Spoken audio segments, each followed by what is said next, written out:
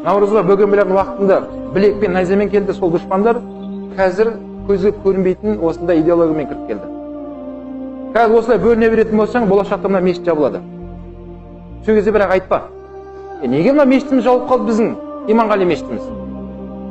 Мен өткен жылы Қапшағайдың түрмесінде болдым, 2 түрмеде де мешіт соғылған. Ішіне кірсем мешіт емес екен, библиотека. Кейін балдардан сұрадым. Бауырым, сырты күмбез мұнарасы бар, мешіт. Мен таңғалдым, түрмеде бірінші мәрте көрдім дедім. Қазақстанда қанша түрмеге барып жүрсем де, мынандай бірінші мәрте көрдім. Бірақ іште мешіт емес қой деймін, не десем, бір жігіт орнынан тұрды да, мен айтайыншы деді. Ал айтшы. Бәленің бәрі өзімізде деді. Біздің алдымыздағы старшактар ғой, соны айтқан кез. Біздің старшактарымыз уақытында дейді, қанша адамдардың алдына кіріп жүріп, ықпал жасап, мешіт соқты түрмеде деді. Сол кезде деді, сырттан имам тағайындалған еді дейді. 5 уақыт намаз имам келіп өтіп береді. Жұма оқитынбыз дейді түрменің ішінде. Кейін не болды? Кейін осы салафи дегендер келді ортамызға дейді. Сөйтіп фитна басталды дейді. Анау харам, анау мушрик, анау кәпір, анау бидағатчик, анау бірдеңечик. Екіге бөлініп алып қырылыса берді дейді. Алды да бәрін жауап тастады дейді. Мен айтамын, керемет жұмыс істепсіңдер деймін да. Ақыретте жауап бересіңдер. Жауап бересіңдер. Бір адамдар оны істеген еді сондай амалды.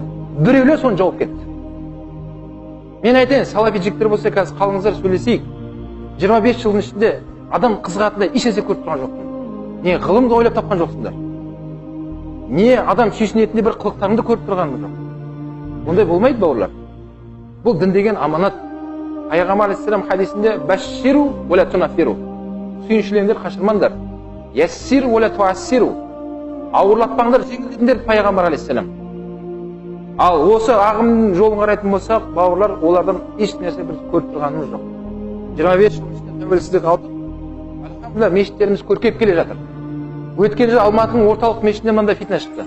Бір салафи келіп алып, мешітте мынандай жәшік бар ғой, садақа жасайтын. Мешітте садақа жәшік қойып бидағат деді. Бір салафи бауырымыз. Қандай бидағат, не айтып тұрсың сен? Пайғамбардың мешітінде садақа жәшік болмаған дейді. Кейін жаңа салафи бауырым, бауырым бергеші сен, атың кім сенің, пәленше.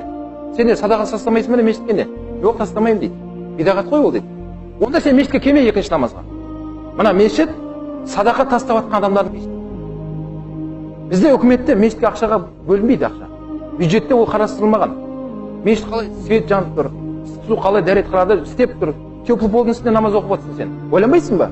Мешітте қанша қызметкерлер бар. А олардың ақшасын кім қайдан табасың сен? Халықтың берген садақасымен мешітіміз көркейіп жатыр. Демек мешіт кімдікі? Садақа беріп жатқандар. Ал пайғамбардың мешітіне келетін болсақ, ол кезде Байтулла болды. Үкіметтің бюджетінен болатын болған ол кезде. Үкіметтің бюджетінен мешіттер жұмыс істейтін еді. Қазір ондай емес қой біздің уақытымызда.